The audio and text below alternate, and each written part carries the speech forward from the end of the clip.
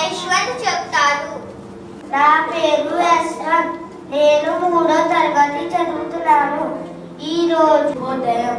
నా పేరు జోయల్. నేను 3వ తరగతి. నా పేరు శాలం రాజు. నేను 3వ తరగతి చదువుతున్నాను. ఈరోజు అంతర్జాతీయ వార్తలు. వేమో ఎల్ఎల్సి అనే కంపెనీ డ్రైవర్లెస్ కార్ని తయారు చేసింది. ధన్యవాదములు.